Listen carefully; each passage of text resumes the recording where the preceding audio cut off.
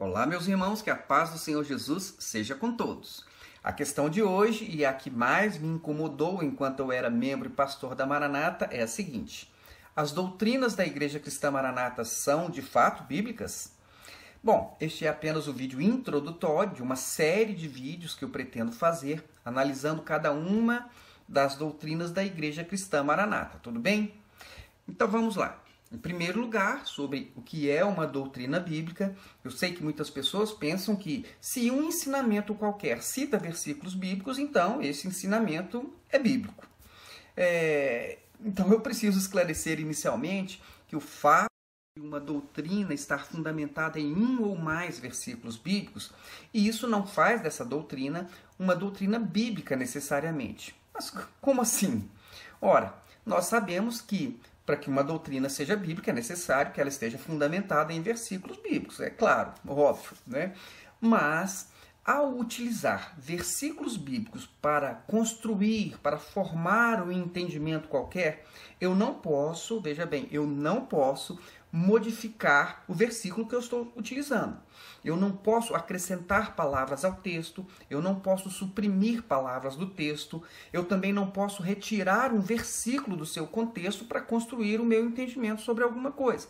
Porque se eu fizer isso, eu posso acabar concluindo alguma coisa diferente daquilo que o texto bíblico queria dizer originalmente. E assim, essa interpretação, essa conclusão a que eu chegar, ela pode simplesmente deixar de ser bíblica, mesmo usando o verso bíblico.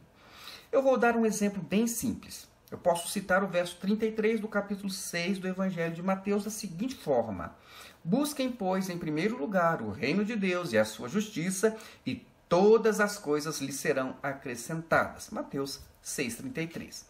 Então, com essa citação, eu poderia afirmar que se nós buscarmos a Deus e ao seu reino com prioridade, Jesus teria, então, nos prometido acrescentar às nossas vidas todas as coisas que nós queremos ou sonhamos. Isso parece bíblico para você?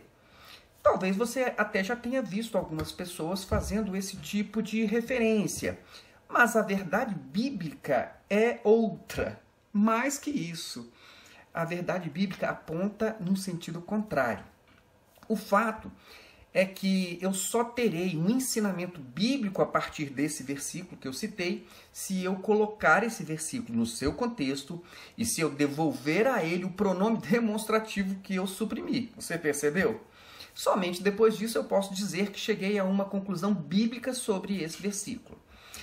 Então, vamos fazer isso agora. Primeiramente, você deve observar o contexto. No capítulo 6 do Evangelho de Mateus, a partir do verso 19, Jesus está falando da ansiedade do homem quanto às coisas materiais e que isso precisaria mudar em sua vida. Então, depois de Jesus dizer que a verdadeira riqueza é a que ajuntamos no céu, depois de Jesus dizer que nós não devemos colocar os nossos corações no lugar errado, ou seja, nas coisas materiais, depois de Jesus dizer que nós somente seremos luz se os nossos olhos estiverem postos no lugar certo, e depois de Jesus dizer que nós não podemos servir a Deus e as riquezas, então o mestre conclui dizendo que nós não devemos deixar que as preocupações com as nossas necessidades materiais se agigantem a tal ponto que venha a nos tirar do foco do seu discipulado. Que foco? O da busca pelo reino de Deus e da busca pela vida que ele veio nos oferecer, a vida eterna. E por isso, a vida terrena não pode ter mais valor para nós do que a vida espiritual. É nesse contexto, sabendo o quanto a pobreza, a perseguição assolava e assolaria a sua igreja, foi que Jesus disse então que nós não devemos nos afligir ou andar ansiosos, nem mesmo em relação às nossas necessidades mais básicas. E quais seriam? Jesus citou. Ele citou a comida, a bebida e as vestes. E disse que o Pai Celestial está atento a essas necessidades de seus filhos. Ora, Jesus disse que se o Pai Celestial cuida das aves do céu e veste o lírio do campo, que tem menos valor para ele do que nós, muito mais ele cuida das nossas vidas. Então ele insiste dizendo, portanto, Não se preocupem dizendo o que vamos comer, ou o que vamos beber, ou o que vamos vestir, pois os pagãos é que correm atrás dessas coisas. Mas o Pai Celestial sabe que vocês precisam delas. E no final, então ele conclui: busquem, pois, em primeiro lugar o reino de Deus e a sua justiça, e todas essas coisas lhes serão acrescentadas. Que coisas?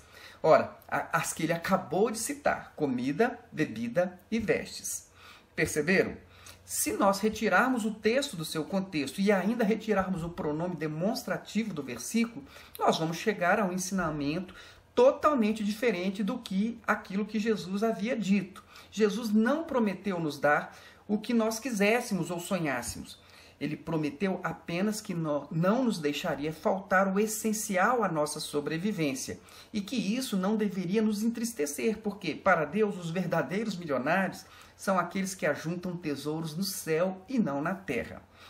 Não sei se você percebeu, mas o fato é que nós podemos usar um versículo bíblico e chegarmos a um ensinamento antibíblico. Eu vou repetir para que isso fique bem claro. No contexto de Mateus 6, em nenhum momento Jesus prometeu suprir todos os nossos desejos, os desejos daqueles que buscam a Deus em primeiro lugar. O que Jesus prometeu foi suprir as necessidades essenciais à nossa sobrevivência, mesmo que sejamos pobres, miseráveis ou perseguidos, como é o caso de muitos nos países onde a igreja é perseguida. Mas isso somente para aquelas pessoas que têm os olhos no lugar certo, que estão ajuntando tesouros no céu e não na terra. Isso ficou claro para você? Dito isso, no próximo vídeo nós vamos começar a examinar as doutrinas da Igreja Cristã Maranata para ver se elas realmente são bíblicas ou se elas foram construídas com versículos isolados, retirados de seus contextos e com acréscimos além da letra, ou ainda algumas construídas com supressões, de modo a alterar até mesmo alguns princípios mais elementares da Bíblia.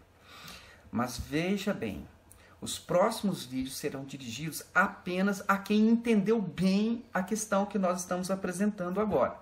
Se você teve dificuldade para entender o que eu expliquei, e você acredita, inclusive, que é possível trazer interpretações além da letra, com base em revelações particulares, então eu sugiro que você não perca mais tempo com esta página. E assim nós vamos manter a nossa comunhão, sem deixar que essas nossas diferenças gerem qualquer tipo de sentimento ruim entre nós e acabe nos afastando como irmãos em Cristo, tudo bem?